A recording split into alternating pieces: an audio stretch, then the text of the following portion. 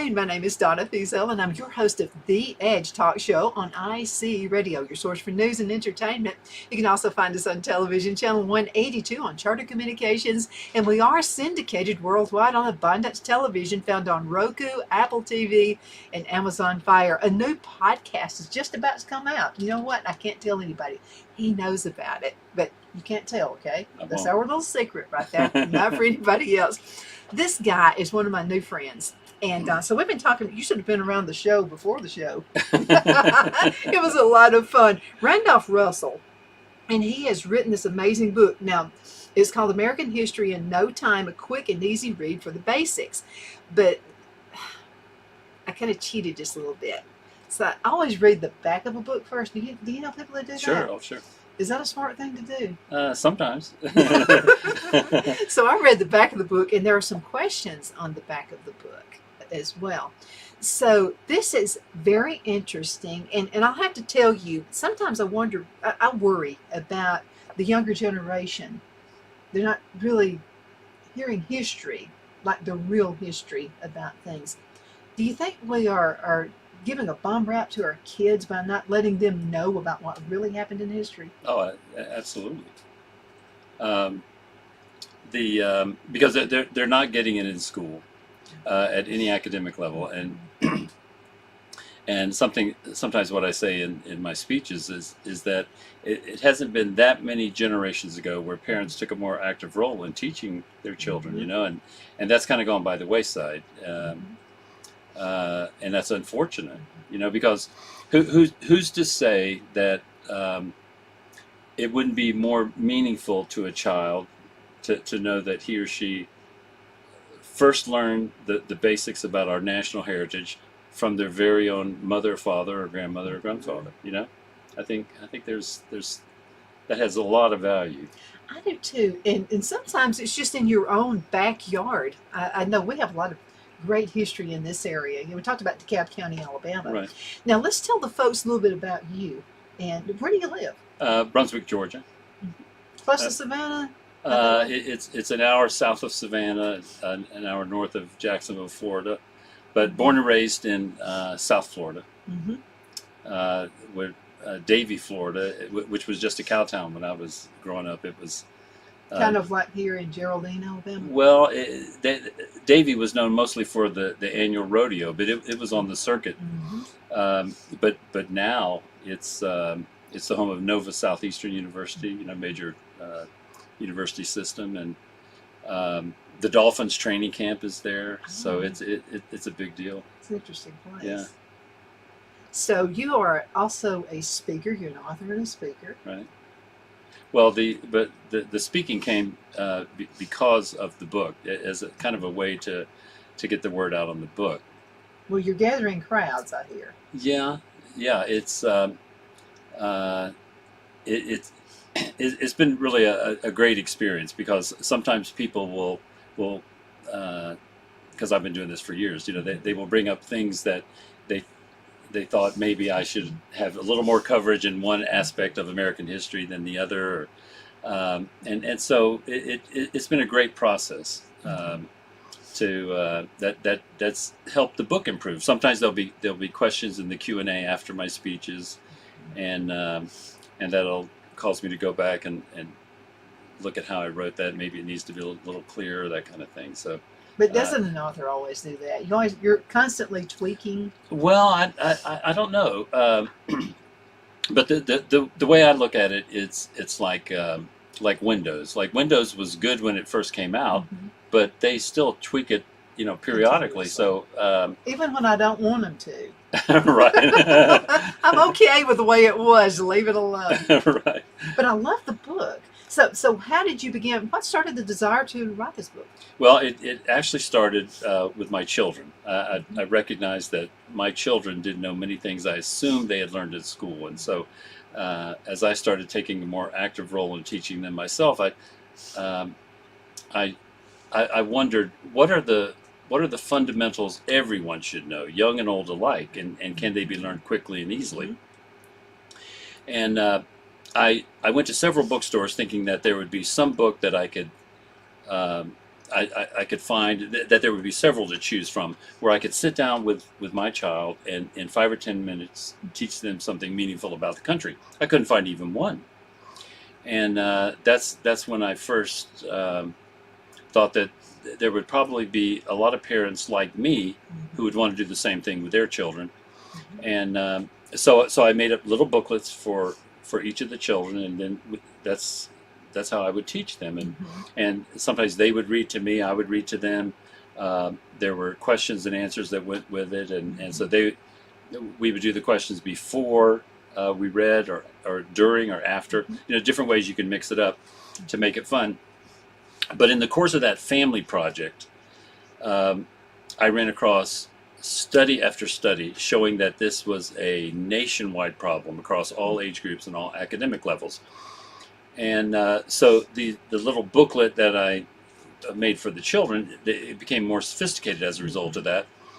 And then so I sent it off to some colleges unsolicited. I don't do that anymore, but I sent it off unsolicited, and a college picked it up, and so that really got it going, and the need for such a book has just been reinforced like every year since then, because schools have a role to play, but they're really failing, and I think what was missing. There are plenty of books on American history. There's no shortage at all, but almost all of them are several hundred pages long. What was missing in the literature was a really concise overview, and that's what I've done. This can be read in just a few hours, and that's all the time that it takes to learn the basics that every citizen should know. From before Columbus to the founding of the United States and all the way up to the present. There's nothing like it, and so that's when I speak to different groups. There's just always a good response, because if you're older, everybody needs a refresher now and then, but a lot of times they'll buy the book in multiples and send it to all their kids and grandkids, because they know they're not getting it in school, or didn't get it when they were in school. So why do you think they're not putting this information in school? Is there a bigger reason? Well, is there an agenda? It's in school. It is being used in school, but schools keep. Well, here's the thing. The way the subject is generally taught is fundamentally flawed. Schools wouldn't think of trying to teach algebra or calculus to students who didn't first have a working knowledge of basic arithmetic. That would never happen. But it does with American history instruction. From the elementary grades through the college years, schools keep piling on information with little regard for whether students have first grasped the fundamentals. Textbooks at the middle school level can be 700 pages long. And so what was missing was a really concise overview. And you could learn the basics in a 1,000-page textbook, but it's harder to get it that way. So the beauty of this is I've boiled it down into around 100 pages, so that anyone can learn the basics, in just a few hours. So it'd be a good read, maybe for the parents to buy the book and read the book themselves first, and hand it down to the kids. But I got to tell you something. Sure. So my son is, of course, now he's like 43 years old. But in the 1990s, when he was in school, I was one of those upset parents who got really upset when he comes in from school and he said, "Mom, I have to have a calculator for math." In my day, in the 1970s, you were cheating. As a matter of fact, you could get expelled from school for having a calculator. So I said, "Brad, that doesn't sound right." I said, "So you have to have a calculator for math?" And he said, "Yes, ma'am." And I said, "Okay, I'm going to call your teacher." I'm thinking if he's just not telling me the truth, that he will say, no, not really. Well, he's sitting there watching me call the teacher. So I called the teacher, and so I asked, I said, "Brad's just told me he has to have a calculator for school." And she said, "Yeah, he does." And I said, "This is cheating, isn't it?" It was back in my day. So things are a little bit different, but is it for the good? Because I can go through a drive-through and just freak young people out if I hand them cash. Let's say the order comes to $10.25, and I give them a 20 and 25 cents. They can't give me change back. I know. So is that a fault through through the home or through the school? Because my son and I, we continued on with math the right way. Yeah. Well, you mean with regard to American history? Mm-hmm. Uh, well, I think that's a problem. I don't know. It's just the way the way it's taught is they don't start out with the fundamentals first. Okay, now what are the fundamentals in your book? Well, I think that's what I've boiled down into the Mm-hmm. book. Mm-hmm. Historians tend to be long-winded, and so why say it in one sentence when you can say it in 10 pages? But that's what I I think agree with that totally. is the beauty of it is making it as succinct as possible, and as easy to understand. And when I first realized the importance of a book like this, the first task was to sift from our rich history just the basic essential things. Mm-hmm. So that was the first thing. Mm-hmm. And then after you do that, how do you write it in a way that's compelling Mm-hmm. and that flows? So it's been an incredible learning experience. Mm-hmm. How to do that, how to explain something as clearly and concise as possible. But I think I've accomplished that just from the feedback I get at speeches and from others. What are some of the comments you get about the book from parents and then from students? Well, sometimes people have said when they hear about the concept of the book, that I've boiled our nation's history down into around 100 pages. They say that's impossible. I've had well-read people say, there's no way you could do that till they read it, and then they see that I have done it. There's a way to do it, and that was one of the parameters that I set for myself when I first started. I thought there should be a quick and easy way to learn the basics. You shouldn't have to buy a 500 but even a 300-page book. Is it possible? And I guess I didn't really know you could do it till I tried it. But that was the parameter that I set for myself is that it would be around 100 pages, and so I've kept to that. So why is it so important to know, say, the preamble of the United States? Now, most people don't know what you're talking about, especially the younger folks. What is the preamble? What's that all about? Well, Thomas Jefferson once said, "If a nation expects to be ignorant and free, it expects what never was and never will be."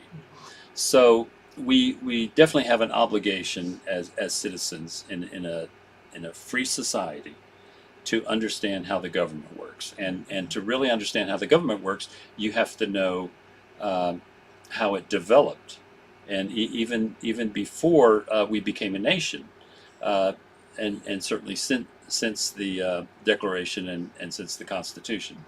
So knowing how the government works makes us better citizens. But I try not to focus so much now on the obligation. I mean that's always going to be part of it, but that's not a chore by any means, because our history provides an unlimited supply of amazing stories, and so I think if you present it to somebody who's not inclined to like it, like maybe some of your children, you might not reach them if you present it just as an obligation. But young and old alike are drawn to a good story. Mm-hmm. So if there's just so many fascinating stories that if it's presented that way, and a lot of those are in the book, then I think it has more appeal. And then in the course of that, you will come to understand how the government works and what your responsibilities are as citizens. Well, the way the government was back in the day, and then the way it is now, is it completely lost its way. A lot of folks would say that the government has lost its way. Yeah, in the way we do things, and the way, the times we're in right now. Well, is that because we're not teaching history, or because the way I open my speeches, I say I'm going to talk about something that impacts nearly every challenge we face as a country, and something that we all play a part in, and so I think it does impact everything that we do, and not just by the politicians, but for voters. I mean, voters should have a historical basis uh, that would govern or guide who they vote Mm-hmm. for, and and that should be rooted in our founding documents, our founding principles, the Declaration, the Constitution, and we have kind of veered away from that. Um, the like for example, like you will hear people, even popular pundits on TV, and people uh, that know, are well versed, but they will say certain things that show a lack of basic understanding. And this is the example I use a lot of times, is they will say the three equal branches of the federal government, or co-equal, which is grammatically incorrect. But the, the three branches of the federal government uh, are not equal. They're separate, but not Mm-hmm. equal. They were never they can't be equal because they have different Well, that was functions. by design. Well, yeah, and the founders always viewed the legislative branch as the predominant and it's the most representative branch. And in the Federalist Papers, Alexander Hamilton explains why the judiciary should be, or is, the weakest branch, and the reasons that he gave were that they control neither the sword, so they can't control the Mm-hmm. military, or the purse.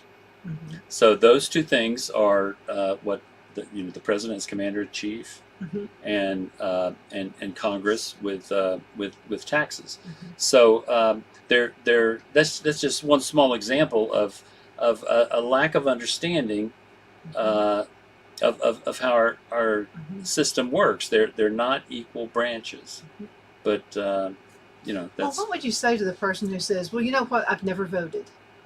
I've never voted. My family, no one in my family has ever voted come election time." What would you say to that person? That's something like going to church on Sunday. You vote. right. And well, I think back to my mother. My dad was more self-educated than my mother.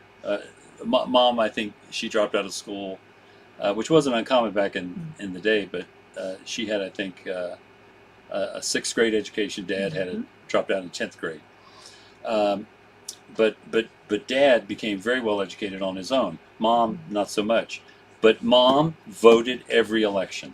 Mm-hmm. She just felt that it was her obligation, Mm-hmm. and we all do have an obligation to to choose who represents us. That it's really is fundamental.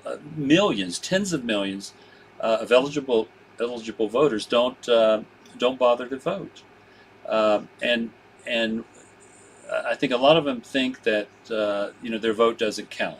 That's the And number one thing. so what I always remind them of the 2000 election. That's one of the most controversial in history, but it was decided in Florida, and Bush won the popular vote in Florida by 537 votes. And there had been 105 million votes cast nationwide. Mm-hmm. So when people say your vote doesn't count, it was 537 votes in 2000 Mm-hmm. that chose the president. So it certainly does count, and so it's all gets back to education, though. I think Mm-hmm. people need to understand their civic duty, and and that they do have a part to play. And that's in all elections. I know a lady locally, I'll not tell you which side of the fence she was on, but she lost her election by 2 votes. And I'll have to tell you this, she found out 2 of her kids didn't vote. Oh no! So I thought that was an interesting Thanksgiving and Christmas. She said, "Oh yeah, it was a very interesting one."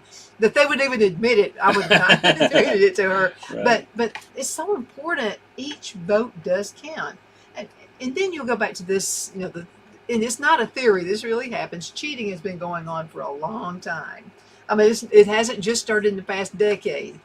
For years, several elections, people would cheat and find ways, to vote for, maybe vote dead people vote, that kind of thing. But we still have to get out and vote because the election is still, and I really don't think it's so much by Democrat, Republican, it's those undecideds. Yeah. Well, the thing that bothers me about voting, I mean, we're the oldest democracy in the world, and that's a generic term. So some people say, oh, it's a republic, it's not a democracy, but it's a generic term meaning representative government. Mm-hmm. So we're the oldest democracy in the world, and we apparently haven't figured out how to vote to where people can rely on it, and that that it just seems odd to me the way the system is the voting system is organized. Like, there's nobody in this country. I can't do it. You can't do it. Nobody can do it. Can verify that their vote was counted properly or was even counted. There's not a person in the country that can do that, and that seems very odd to me. I mean, why is it? A lot of times they'll say your vote is sacred, and so nobody should know it, and I think that's true to a certain extent, but why should it be different from my bank account, for instance, or my credit card transactions? I can verify that I made a deposit. Mm-hmm. Okay, why can't I verify the vote? Great. Why can't especially in this digital age? Why can't I look with because we use our social security number Mm-hmm. to do financial transactions, and they're secure. I mean, people at the bank, I guess, know, Mm-hmm. but it's very limited, unless you let everybody know your social security number. So you have some responsibility there, but I think voting should be the same way. I should be able to enter my social security number and see that my vote was counted in my local precinct, and then I should be able to see that the precinct totals roll up into the county totals, and the county totals roll up to the state totals, and then the state totals roll up to the national total. You can't do that. Well, But why? that would keep us honest. But I know, but why can't you do that? And I worked so many years in business, that to know that if you have a system that is unverifiable, then it's open for corruption. Mm-hmm. And so the whole system, I think, needs to be revamped. I can't think of a reason why we could not do that. Well, why wouldn't you want the citizens to know? Why wouldn't you want your citizens to know they could get on the internet or whatever and find their name by their social security? Right. Why wouldn't you? But I think it invites corruption. it does. But I have never heard any politician or anyone have that suggestion. To me, it's obvious. It's what we do with financial transactions every day, and then you will hear people say that they don't want ballots analyzed because you're invading people's privacy, and so what I say in opposition to that, okay, then do you have a credit card? Do you have a bank account? And everybody does. And then so do you get bank statements? And if they say yes, then why? Do you get a credit card statement? Why? If you just trust that everything is done properly, then why even get any documentation whatsoever? So it just seems very odd the way we look at elections, and if you can't verify that laws and regulations regarding voting are being followed, then what's the point of even having it? Mhm. What it doesn't make any sense. He's absolutely right on this. We're going to have to go into a commercial break. Okay. I told you time would Okay. fly. We'll be right back in just a minute. You guys hang in there, okay?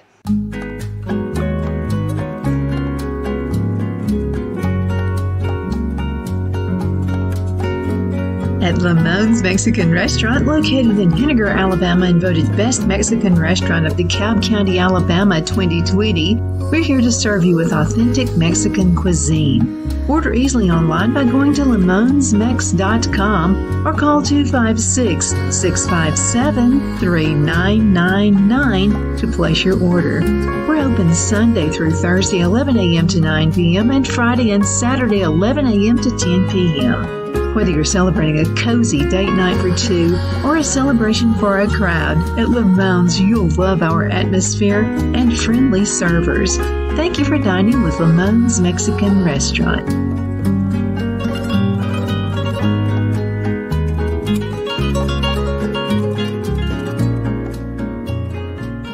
At Liberty Bank, we're all about community, whether it's to help with a charity fundraiser or help families in need. Toys at Christmas or a local football team, we're here for you. You see, we realize the importance of family. Sometimes it's to build a new home or necessary home repairs. We're here for you. If you like the feel of a small town bank with all the conveniences of a big city bank, we're here to serve you. You will find us at any of our convenient locations in DeKalb, Marshall, Etowah, and Blount counties in North Alabama. You can call and speak with any of our friendly staff at 256-659-2175 or check us out on the web at libertybankal.com. And thank you for your support of our community. Member FDIC Equal Housing Lender.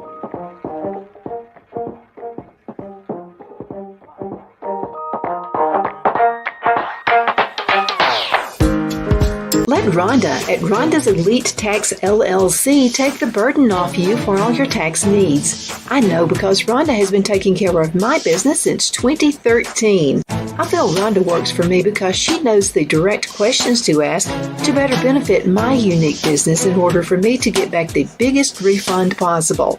Rhonda is an ongoing student, and she knows tax laws are in a constant change every year. Call 256-281-9903 for an appointment to take the dread out of getting your taxes done. Rhonda is located at 11968 U.S. Highway 431 in Boaz. Again, that number is 256-281-9903. And let Rhonda's Elite Tax LLC champion your personal and business taxes.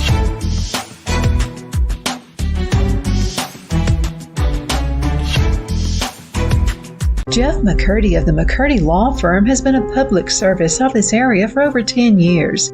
McCurdy, a member of the Henniger City Council, serves as prosecutor for the town of Sylvania and was named public defender for the city of Rainsville.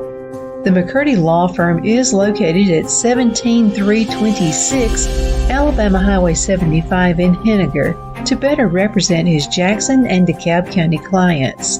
If you need to be represented by a true public servant with proven success, call Jeff at 256-996-8701 or send a private email to mccurdylawfirm@gmail.com. No representation is made that the legal services performed is greater than the legal services performed by other lawyers.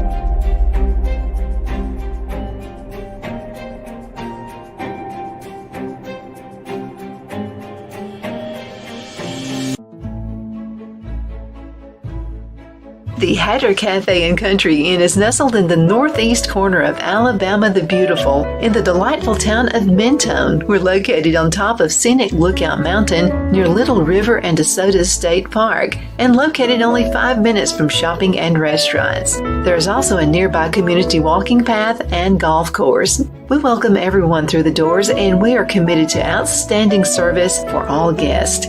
At the Hatter Cafe and Country Inn, we invite people from all walks of life to come and get away from it all, enjoy the open spaces, treetop views, fresh, clean air, and experience Southern hospitality at its finest. We look forward to hosting you. To reserve a special event, or if you would love a special getaway at the Country Inn, you can call us at 256-634-2018. Okay, we are back. My name is Donna, and I am your host of The Edge on IC Radio. A lot of people have asked me if this is a real tree back here. I guess you can see that it really is. But thank you so much for watching. You can find us on television, channel 182. That's local to North Alabama. You can also find us on syndicated television, Abundant Television, which is found on Roku, Apple TV, and Amazon Fire. So we appreciate you listening to us all around the world, and we definitely do. Oh, and a podcast coming up pretty soon. I'll be able to let you know about that. This guy keeps secrets, so you're not going to be able to call him and find out anything that's happening. But it's a great thing. It's just about to start happening, and we're really tickled to death about that. So a book has been written. And this is I love history. It's just always I love history. First of all, we bought the farm my grandparents lived on, and I can go back and I can remember things. I was taking classes through Auburn University, and about planting a seed. And it's so funny how these things come back. You know, I can remember a tomato plant. We discussed this. Yeah. So then we're going through these classes, and so we found out about a tomato plant, how it was planted, and it just came in my head. My granddad did the exact same thing, and was always successful in his garden, but he used the old methods. They always worked. He couldn't see changing anything, and now the colleges know about it. But we need the information about why this country was founded, why and why things were written as they were. But we were talking, I thought you made a really good point. And so this is the point I was making. We're on commercial break, how you can actually go to a website. Thanks for bringing that point up. So you can actually go to a website and you can see how your senator, how the Congress voted on a particular issue. Right. So that's why you're bringing this out. Exactly, and I hadn't really thought about it like that, but the votes that they cast in the Congress, you would say those are sacred also, mm-hmm. but they're known to the public. Mm-hmm. So why should now I'm not saying that my neighbors should know how I voted. That's not the point. Yeah, but I'm always a loudmouth. I tell the neighbors and everybody. They can probably tell from the banners I put outside. But I think that should still. But you can if you want to. Well, that should still be kept secret, private. I think. But I should be able to verify that my vote was counted and counted properly, and I can't do it. Nobody in the country can do it, and that is suspect. That should not be. How do I not know my Social Security number was actually used by somebody else to vote another way, opposite of the way I vote? Right. Yeah.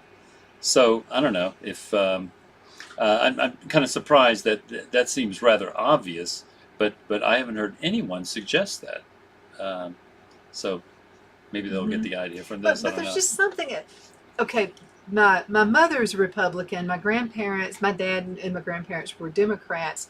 So I've heard my mother talk about this several times. She would actually take my grandparents to vote, and she would say, they canceled my vote out. She said, because I'm voting for the Republican. There's the two of them. They voted Democrat. Yeah. But she still took them. She still brought them to the polls to vote. It's that important in my family. Yeah. I thought you learn how to drive a car when you're a particular age, and you vote when you. To me, it was the most exciting thing to vote the first time. Sure. Yeah, it's our civic duty, and but a lot of there are people in my family who don't vote and have never voted, and I just don't understand that. I've always voted from the time I was eligible, and it's important for sure. Well, let's talk about another thing, and this is when it comes to sound bites. You're listening to a candidate, and I'm saying this because Phil and I have been to Trump rallies, and I've heard the whole speech, but then the news will come out and it will only have a little sound bite. You have to listen to the whole thing before you can make an opinion, because I can take anything you say and twist it into anything I want to. I'm not going to do. He's afraid I'm going to do that. I won't do you that way. I promise. But seriously, you could say anything, and I could twist it and make you sound like you said something else. Sure. So in this world of the digital world, is Now that a I'm good really thing or a nervous. bad thing? But think about that. Yeah. When it's supposedly intelligence. I don't call it that at all. Where you can have someone speak and make them look as if they're saying something else. You can have their mouth moving to another verbiage. Yeah, if you want that's to. the artificial Yeah. intelligence, right? So well, that freaks me out. yeah, but I mean, some of that is possible because of the digital age. But to me, But we've already been doing that with sound bites. well, but there's so many outlets now that if someone wants to find out what really happened, what people's real positions are, anybody can find it out now. I think that's one of the beauties of the internet. Like when I was a kid, there were three major networks: ABC, CBS, and NBC, and that's. And you were the antenna. Your dad would say, "Go out and move that antenna." Right. Yeah, you were the remote control. That's where I remember those everybody got days. their TV news, Right. and everybody read a paper. Mhm. But now there's so many outlets that even if an entity tries to distort the news, there are other places you can go. So I think that's So that's just tossed out the window. well, it's not tossed out the window because people are still trying to do it, but and they bank, I think, on people not delving deeper and trying to find out what the real truth is. But anybody who's dedicated to finding out where people stand and what the status is of the country, what the effects of legislation are, and what's really happening, you can't really suppress that now. The cat's out of the bag with the internet. And this is something really interesting too, because my grandmother worked the election polls forever. I mean, she was always the one who'd go to the First Baptist Church, and she would take names and all this kind of stuff. And so she even said, people would come in here and ask me who they needed to vote for. And she was really serious about this stuff. She would say, "You mean you didn't check them out? Like, why are you here? If you didn't check them out." Of course, I don't say that, but I've worked the polls a couple of times. And they would walk up to me and say, "Who should I vote for?" And I would say, "Didn't you do any..." I'm turned into my grandmother. I would ask a question. "Didn't you research?" Yeah. I mean, I'm appalled that you would not research. I just wouldn't vote. If I didn't do research, don't vote. Don't. Because you're not going to, I mean, well, that's part of it. You've got to research the candidates. It is, and I always do it. It makes it kind of tough for nonpartisan races, because some of these, like the judgeships, it's kind of hard to find out which candidate to vote for on those types of races. But I always walk into the voting booth with the sample ballot in my hand. But I don't see that many people doing that. You can always go to the courthouse and get a sample ballot. They'll Yeah. give you one. Or look on the internet. It's right there. Right. Yeah, it's easy Print to it do. off. Yeah. No excuses. You're using a little ink in the donor, but that's fine. You need to know these things. It's really, really important. Yeah. But there's also the issue of electronic voting, and I think that we should do it like France. Paper ballots, one election day, one day to vote, and France, of course, they're 30 to 40 million people, but they know the results by 10 o'clock that night. Why can't we do that? Weeks and weeks go by, and we don't have the election results, and it's not right. And I'm for paper ballots, and one day to vote, and with exceptions, like with military, certain people are confined. They would like to vote, but physically they can't. Exceptions should be made for that. But overall, I think there should be an election day, and that keeps getting whittled away, and it just invites corruption. yeah, I think it does, and so, now we see voting occurring, not just up to the election day, but even afterwards. So it's just really gotten out of hand, I think, Mm-hmm. and we should be able to do that. If France can do it, why can't the United States do it? Well, if everything is done electronically, I mean, we're going to use the bank account again for an example. So I take the bank card, I go to the grocery store, and I buy $20. That's unheard of. $120 worth of groceries. I'm going to know immediately when I get home and get online. I'm going to check, put my username and password in. I see right there where I spent $120. Right.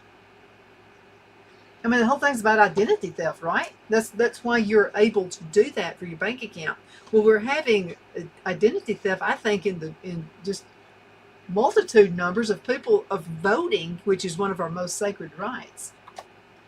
Yeah, it certainly should be, but the just like there's still electronics involved in tabulating the paper ballots, but just the way it's done in Georgia. You're given a card, you actually cast your ballot on a screen, and then it prints out, and then you run it through the machine. Mm-hmm. So that's what I would eliminate. It should all be just a paper ballot that goes into a tabulator. But I don't think it's a good idea to have electronic voting. Well, and then I had a question because our voting machine, you would put the ballot in, then it would spit it right back out. Was that counting as a vote? Then you'd try it again. Was that counting as another vote? I just have too many questions about that.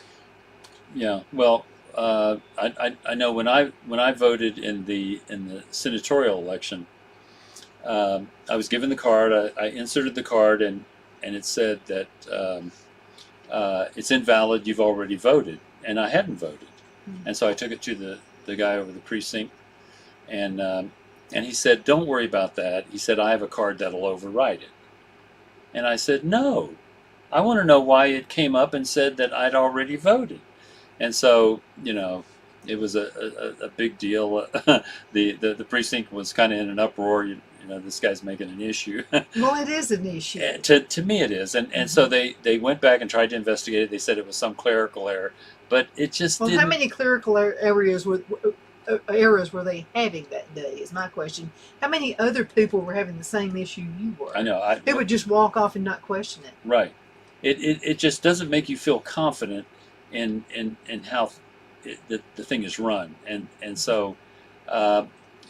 Paper ballots wouldn't eliminate everything, but I think that's definitely a step in the right direction. But what I had mentioned earlier is even much bigger. I mean, I've never heard anybody suggest what I suggested earlier, that each person be able to verify their own vote. But to me, it's just that seems like common sense.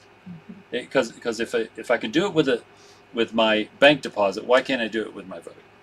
Well, maybe Thomas Paine needs to write another article on common sense. I guess.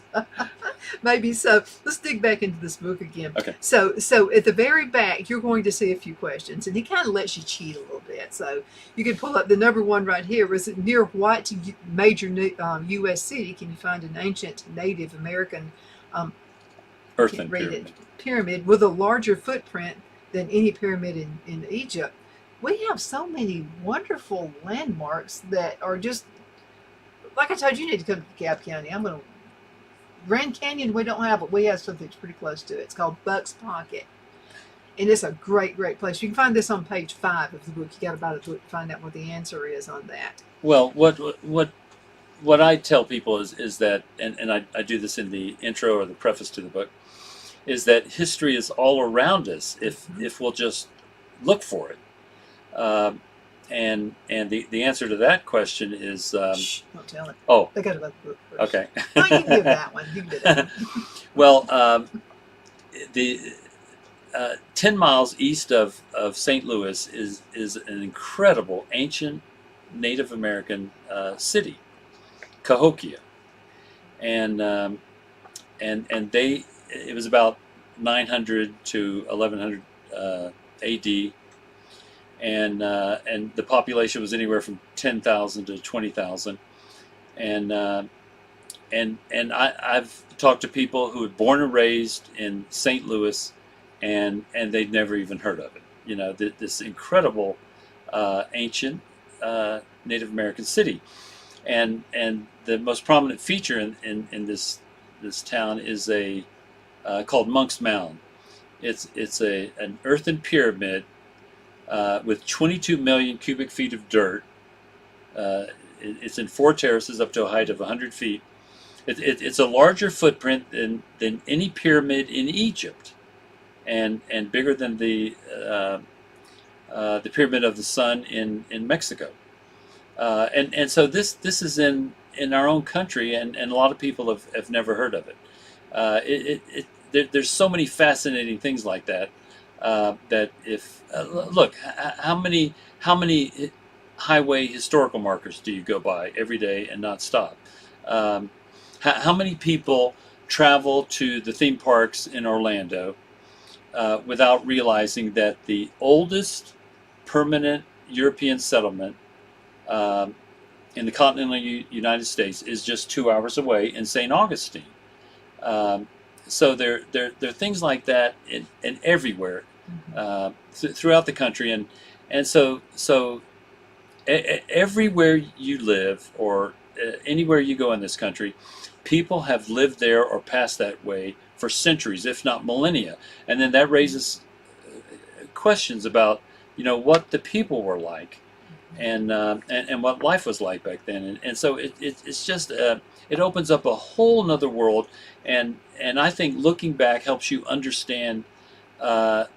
It gives you a better perspective of your own life, and helps you understand yourself better, because we didn't just come out of nowhere, and it's just such an enriching experience to look back and look at all the billions of dollars that are spent with trying to find out your DNA, right? And so why do you do that?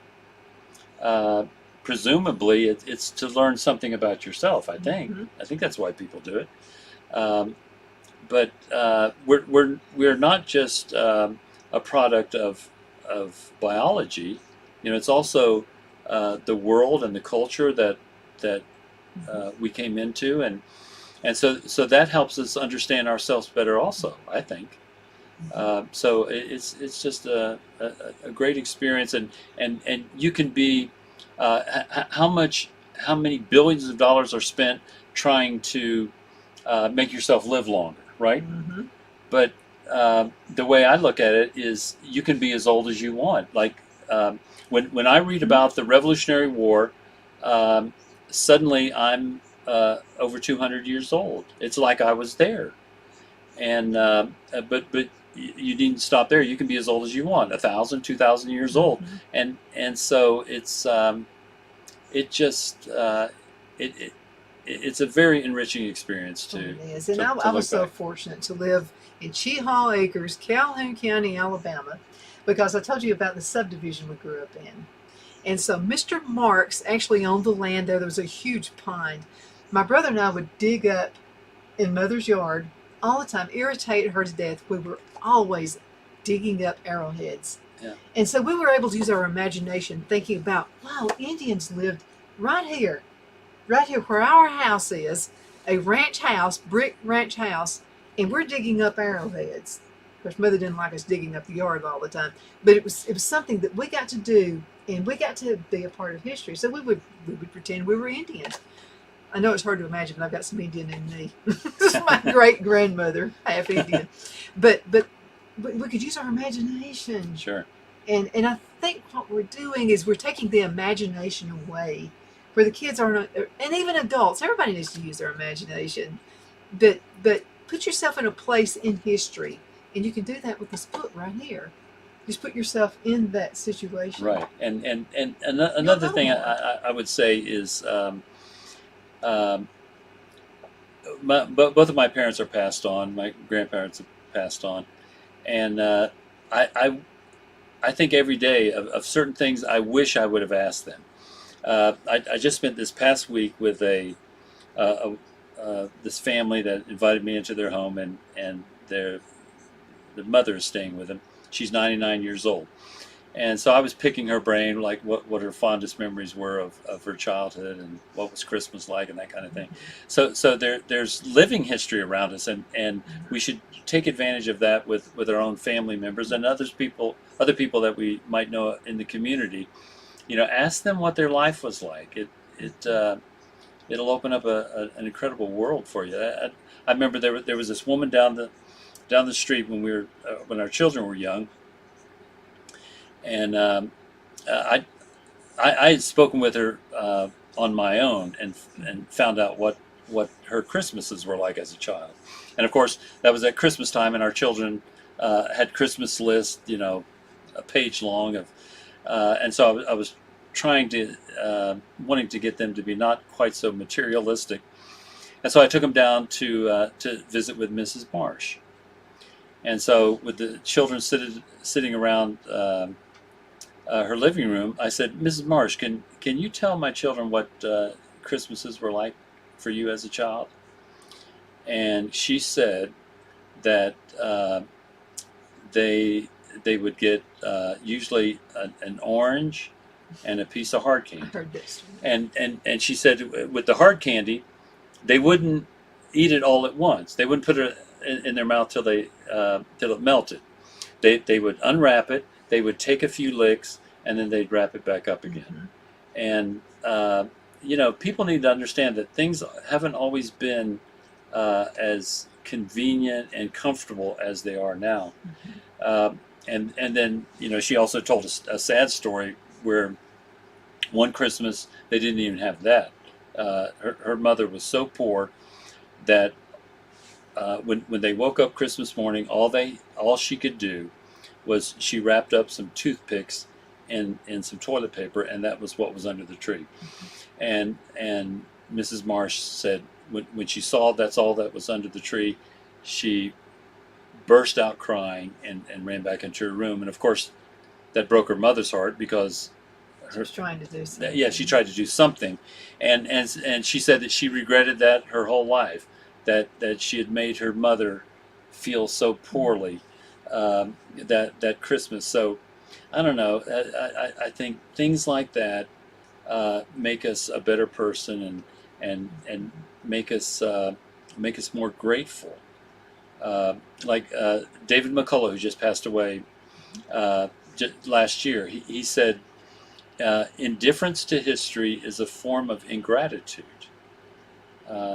So there's so much we should be grateful for, and they can history can teach us incredible lessons that will help us in our daily lives, because you see people overcoming insurmountable obstacles, and when you see what they've done, then naturally you think, well, if they can do it, then why can't I in my circumstances? It's the drive and the ambition to push, right, to go further. We're going to have to call it a day. Okay. Thank you so much for being on the show. Thank you. We need 2 hours. And thank you so much for watching. How can folks get in contact with you? You got to get the book. Well, the book is sold on Amazon, American History in No Time, and you can get a print version or the ebook if you prefer that. Some people have been asking for an audio book. I haven't done that yet, but I think that will come at some point. But that's the best way to get the book. Well, thank you so much for coming in. We're going to do more of these. We've got to get this guy back in. And again, thank you so much for watching. And thank you, very special thanks to our sponsors as well. You take care. You have been at this for 12 years. Why are you doing it? Because God's children are not for sale. Rated PG-13. Are you ready? We all wonder what tomorrow will bring, but the future lays itself at the feet of the prepared and surrenders to the will of the persistent. It's not easy, but today shapes you so you can shape tomorrow. With Northeast Alabama Community College, when the future asks if you're ready, you can answer yes. Begin your future at Northeast Alabama Community College.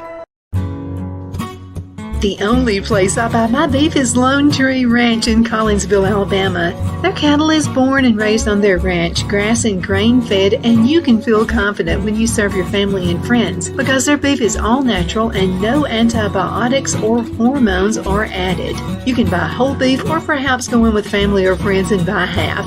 Their customer service is number one as they take care of the delivery to their local processor and can deliver to your home for a small added fee. They also offer herd replacement heifers. I always call Lone Tree Ranch in Collinsville, Alabama for my beef specialty recipes and cookouts, and you can too. Food shortages are increasing, so buy local by calling 256-523-6462. That's 256-523-6462.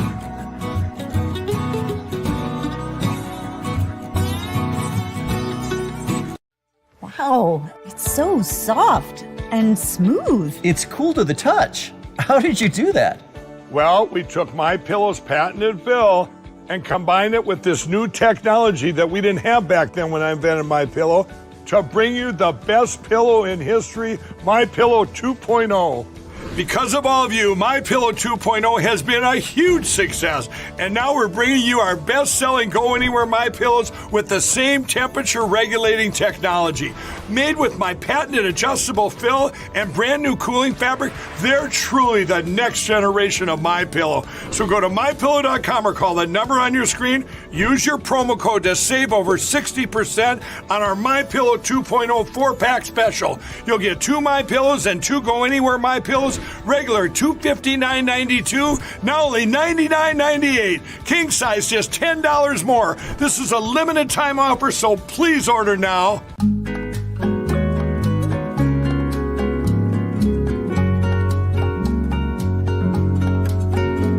At Lamone's Mexican Restaurant, located in Henniger, Alabama, and voted Best Mexican Restaurant of DeKalb County, Alabama 2020, we're here to serve you with authentic Mexican cuisine. Order easily online by going to lamonsmex.com or call 256-657-3999 to place your order.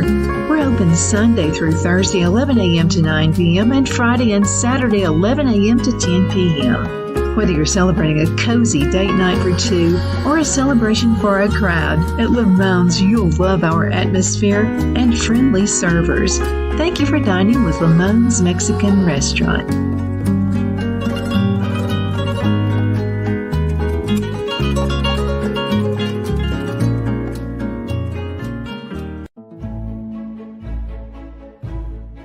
The Hatter Cafe and Country Inn is nestled in the northeast corner of Alabama the Beautiful in the delightful town of Mentone. We're located on top of scenic Lookout Mountain near Little River and DeSoto State Park and located only 5 minutes from shopping and restaurants. There is also a nearby community walking path and golf course. We welcome everyone through the doors and we are committed to outstanding service for all guests. At the Hatter Cafe and Country Inn, we invite people from all walks of life to come and get away from it all, enjoy the open spaces, treetop views, fresh, clean air, and experience Southern hospitality at its finest. We look forward to hosting you. To reserve a special event, or if you would love a special getaway at the Country Inn, you can call us at 256-634-2018. At Liberty Bank, we're all about community, whether it's to help with a charity fundraiser or help families in need. Toys at Christmas or a local football team, we're here for you. You see, we realize the importance of family. Sometimes it's to build a new home or necessary home repairs. We're here for you. If you like the feel of a small town bank with all the conveniences of a big city bank, we're here to serve you. You will find us at any of our convenient locations in DeKalb, Marshall, Etowah, and Blount counties in North Alabama. You can call and speak with any of our friendly staff at 256-659-2175 or check us out on the web at libertybankal.com. And thank you for your support of our community. Member FDIC Equal Housing Lender.